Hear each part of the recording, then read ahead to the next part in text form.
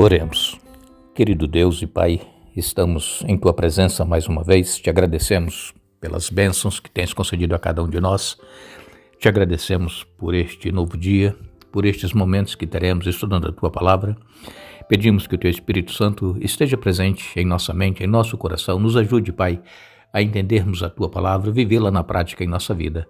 Abençoa todos os que estudam conosco, todos os que escrevem pedindo orações. Tu conheces os problemas que cada um enfrenta, dê vitórias, Pai, e que, acima de tudo, perseverem na fé, que não desanimem, que continuem confiando em Ti e certos de que receberão as bênçãos que necessitam para as suas vidas. Em especial, pedimos que abençoes Donizete Pereira Alves, especialmente ele pede por Tuca, que hoje completa mais um ano de vida, que Deus abençoe. Abençoe Leonor Maia Albino, Manuel Fernandes, Rosângela Wagner, especialmente a mãe da Rosângela, dê saúde a ela. Abençoe Pedro Roberto de Oliveira Neto, Alceu Florentino, Márcia Fadini, Sônia Moreira. Também abençoe Abdias Oliveira, Nancy Mota, Sérgio Santos e todos os demais que nos pedem orações. Em nome de Jesus, Pai, nós confiamos em Ti. Amém. É maravilhoso podermos estar juntos cada dia, estudando a Bíblia. Cremos que o Espírito Santo está trabalhando em nossa mente, nos dando entendimento. Tem pessoas que nos escrevem pedindo que oremos para que Deus dê entendimento. Para algumas pessoas, às vezes, há uma certa dificuldade para compreender, mas não desanimem. Continuem estudando, continuem lendo a Bíblia, continuem pedindo a orientação e a iluminação do Espírito Santo e Deus dará a compreensão. O importante, irmãos, é nós vivermos o que nós cremos. Se nós cremos que Jesus é nosso Salvador, que morreu por nós e o aceitamos, vivamos isso. Se nós cremos que é necessário nós caminharmos com Ele cada dia, obedecendo a sua voz, fazendo a vontade dEle, cumprindo aquilo que está escrito na palavra, que façamos isso. Isso é comunhão com Deus, isso é relacionamento. E se nós não conseguimos entender tudo, isso não nos impedirá de sermos salvos. Porque a salvação ela é pela graça, é mediante a fé. O que nós precisamos é viver aquilo que nós cremos que está na Bíblia e isso é o que importa para o nosso relacionamento com Deus. Vamos dar continuidade ao estudo desta semana.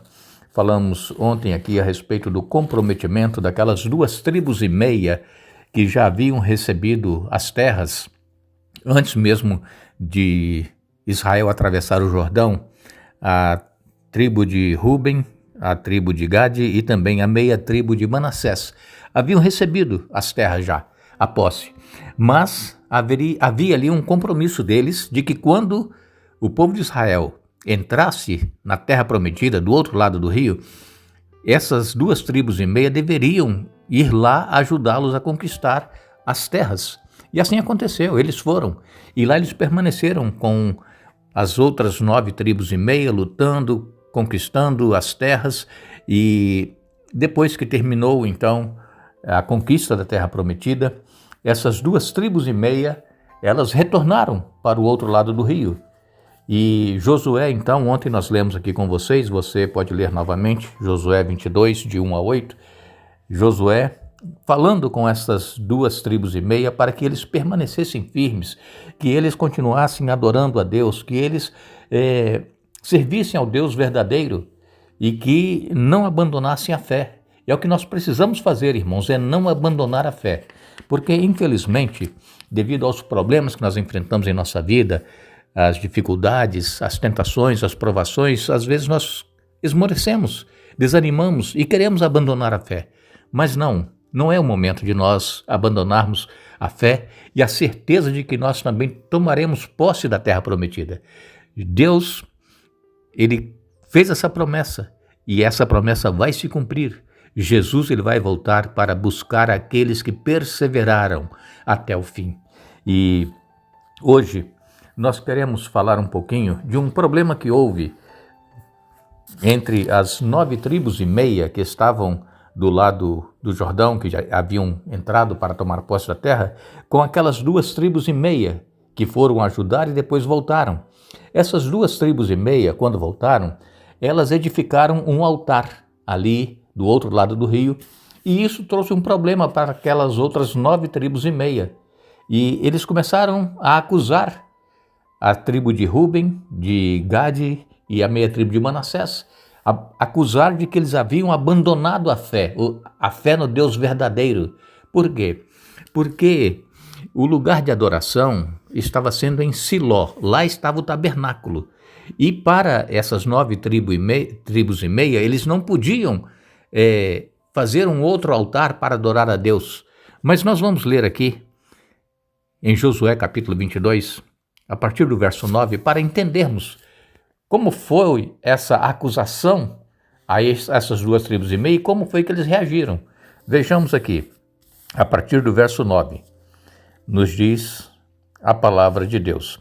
Assim, os homens de Ruben, de Gade e da meia tribo de Manassés deixaram os outros israelitas em Siló, na terra de Canaã, e partiram para a sua própria terra em Gileade, da qual haviam tomado posse de acordo com a ordem do Senhor por meio de Moisés.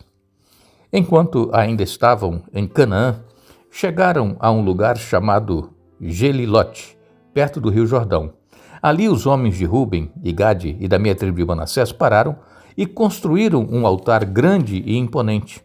Os outros israelitas souberam que os membros das tribos de Ruben e Gade e da meia tribo de Manassés haviam construído um altar em Gelilote, nos limites da terra de Canaã, do lado oeste do Jordão. Por isso toda a comunidade de Israel se reuniu em Siló e se preparou para guerrear contra eles.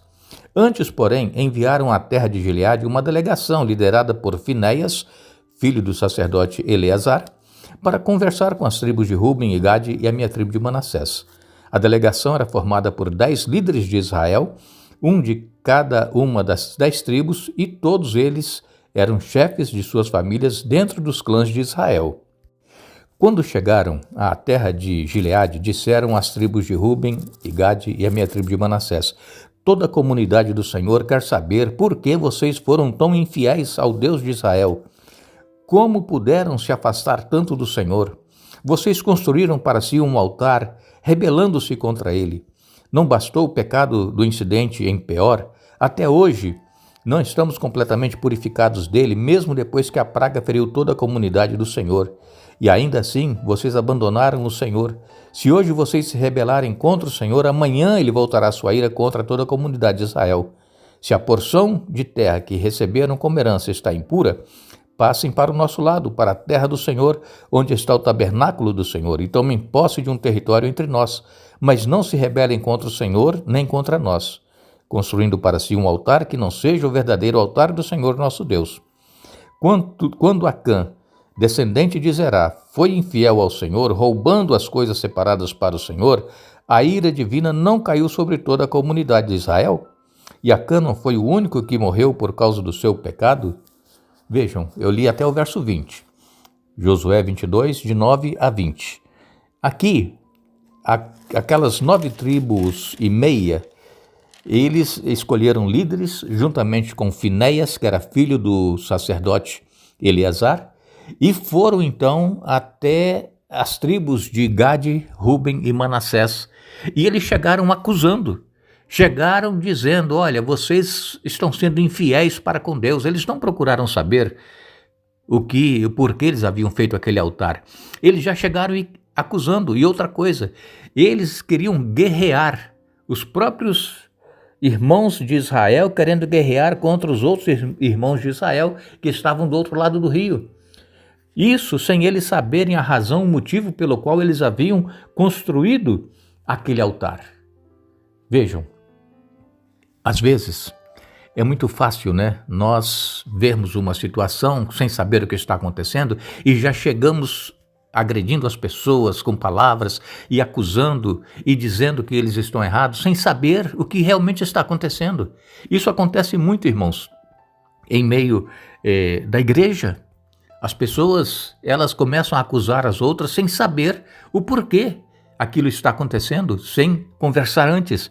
Vocês se lembram que ontem nós lemos para vocês em Provérbios, capítulo 15, verso 1, o sábio Salomão escreveu: a resposta calma desvia o furor, mas a palavra ríspida desperta a ira. Vejam, temos que ter muito cuidado como é que nós usamos as nossas palavras contra as pessoas, principalmente se nós estamos chegando e acusando aquela pessoa do que não está sendo correto. Satanás, irmãos, ele procura colocar discórdia entre as pessoas, desunião. Esse é o trabalho dele, de Satanás, é desunir as pessoas, membros de famílias. Quantos problemas familiares existem?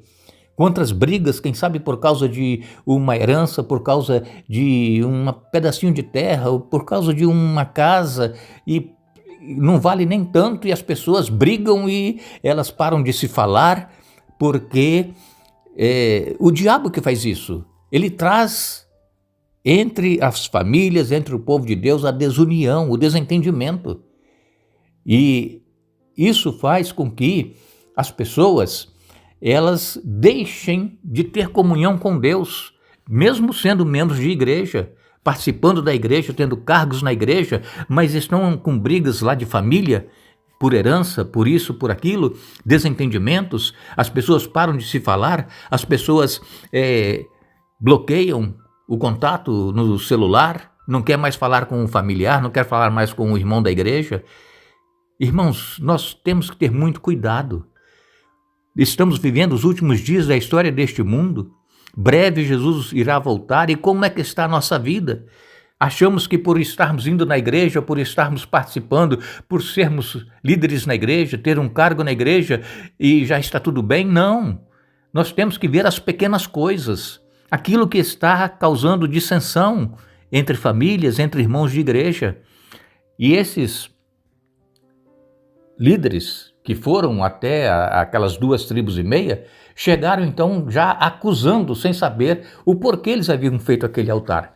E durante ainda essa semana, nós vamos ver como que foi a resposta daquelas 2,5 tribos para esses que chegaram acusando, colocando assim o dedo na cara, né, como nós dizemos, e falando, sem saber, com voz alta, agredindo, querendo partir para a briga, para a guerra, como era o caso aqui. Mas, irmãos, a palavra de Deus ela é clara em dizer que nós não poderemos julgar ninguém, porque quem julga é Deus. Veja aqui em Lucas capítulo 6 e no verso 37, não julguem e não serão julgados, não condenem e não serão condenados, perdoem e serão perdoados. Essa é a regra. Não julguemos, irmãos, quem julga é Deus. Jesus ele está fazendo o julgamento lá nos céus e ele virá para trazer o resultado do seu julgamento. Muitas pessoas que pensavam que estão salvas ou que estarão salvas quando Jesus voltar, Jesus vai dizer, olha, eu não te conheço. Também nós lemos ainda em João capítulo 7 e no verso 24, não julguem de acordo com as aparências, mas julguem de maneira justa. Não é porque nós vimos, achamos que está acontecendo aquilo que nós vamos julgar a pessoa. Não julguemos pelas aparências. E também o apóstolo Paulo, em 1 Coríntios capítulo 4, verso 5, ele escreveu, portanto, não julguem ninguém antes do tempo, antes que o Senhor volte, pois ele trará à luz nossos segredos mais obscuros e revelará nossas intenções mais íntimas. Então Deus dará a cada um a devida aprovação. Jesus ele está fazendo o julgamento lá nos céus e ele vai trazer o resultado. Os segredos mais íntimos e obscuros do coração estão sendo julgados. E como é que está o nosso relacionamento, irmãos, com Deus? Não vamos falar nem com as pessoas, né? Mas com Deus. Porque as pessoas nós vemos e Deus nós não vemos, mas Ele está presente. Aonde nós estivermos está a presença dEle. O Espírito Santo está ali, os anjos estão ali. E nós precisamos, irmãos, ter muito cuidado. Este foi um problema que surgiu ali entre as 9,5 tribos que haviam atravessado o Jordão, com aquelas 2,5 tribos que haviam ficado do outro lado do Jordão. Chegaram acusando por causa desse altar, mas amanhã e durante o restante da semana nós estaremos então explicando como é que foi o porquê desse altar. Que Deus nos abençoe, que Deus nos dê um bom dia e esperamos que o Espírito Santo esteja trabalhando em nossa mente, nos ajudando a colocarmos a nossa vida em comunhão com Deus e vivermos na prática aquilo que nós professamos. Que Deus nos abençoe.